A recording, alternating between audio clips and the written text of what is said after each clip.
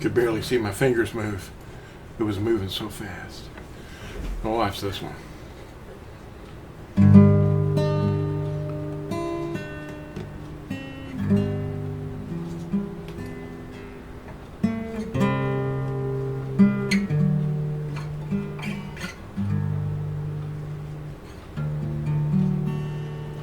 It's a blurring sound, isn't it?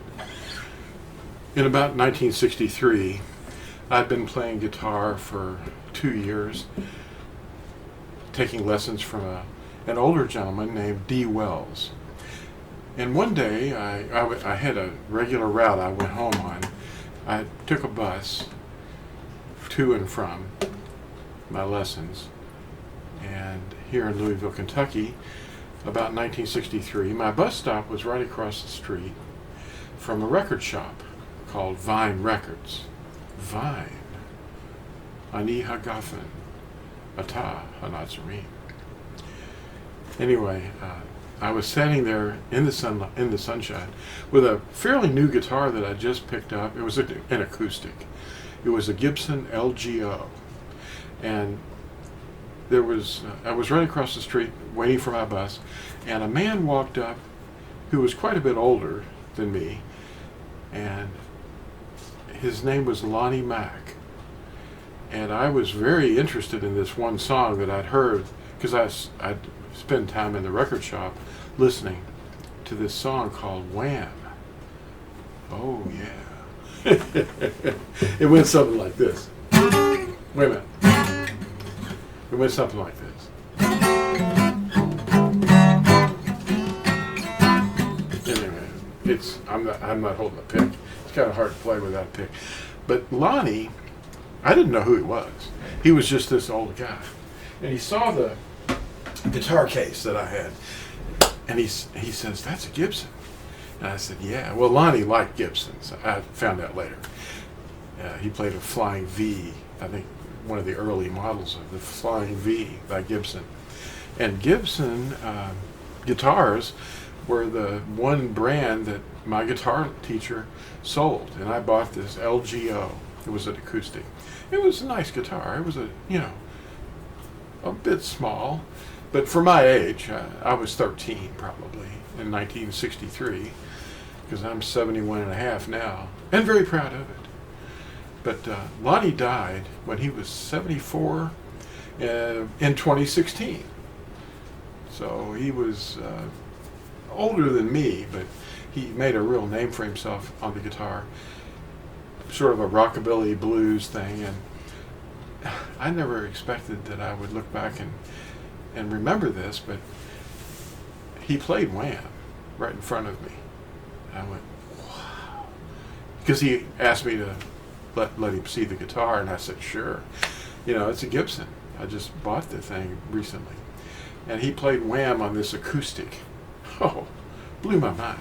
Well, I was forever changed by that point. Well, all these things that people place, Yahuwah places in your path, like your guitar lessons, standing at a bus stop, across from a record shop, being familiar with the popular music of the day, and then the fellow that made that song that you were very interested in walking up and playing it in front of you on your new guitar. These are not accidents. These things just don't happen randomly. So that really modified my perspective, and I pursued music, practiced every day, and of course I haven't in recent years been playing in a band, but I still remember it.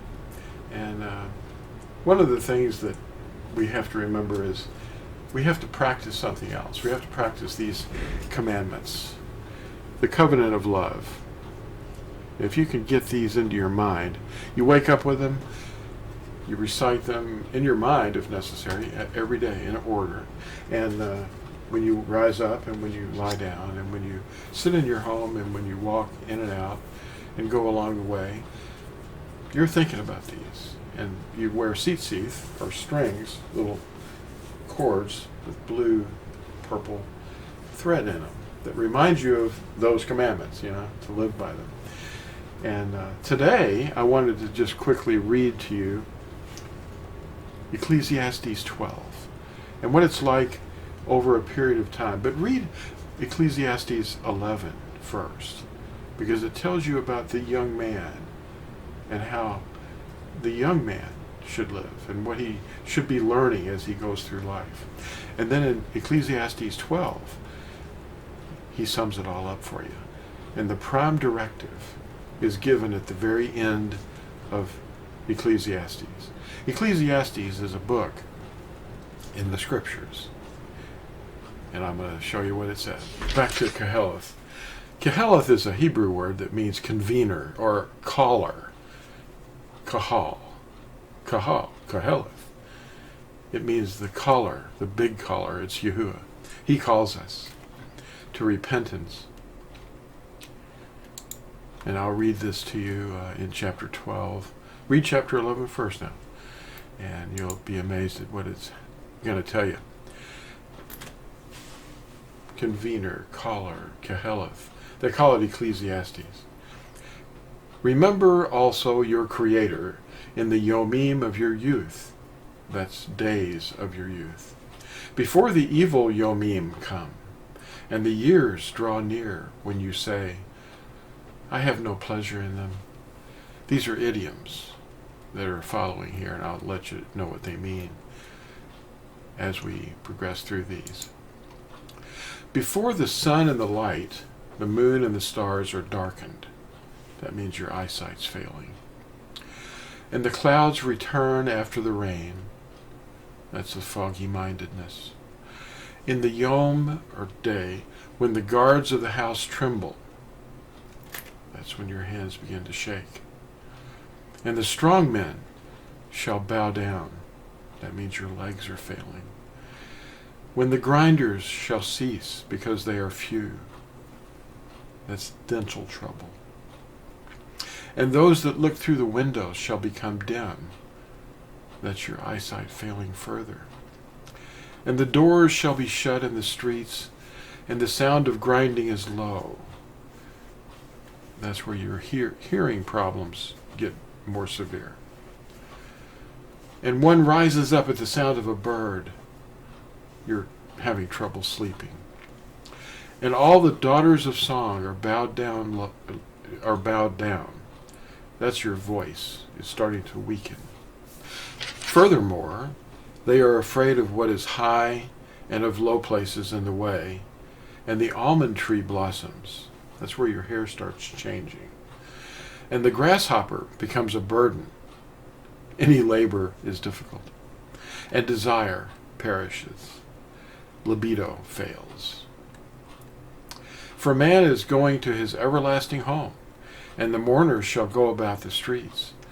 Remember him before the silver cord is loosed, or the golden bowl is broken, or the jar shattered at the fountain, or the wheel broken at the well, and the dust returns to the arets as it was, and the ruach returns to Alahim, who gave it. Futility, said the Koheleth. All is futile. And besides being wise, Koheleth also taught the people knowledge, and he listened and sought out, and set in order many proverbs. Koheleth sought to find out words of delight, and words of truth, rightly written. The words of the wise are like goads, and as nails driven by Adonim of collections. That means the owner of collections. They were given by one shepherd. And besides these, my son, be warned. The making of many books has no end, and much study is wearying to the flesh. Let us hear the conclusion of the entire matter. This is it. Fear Alahim and guard his commandments, for this applies to all mankind. For Alahim shall bring every work into lawfulness, including all that is hidden, whether good or whether evil. Thanks for watching, and we'll see you in the next one. Bye.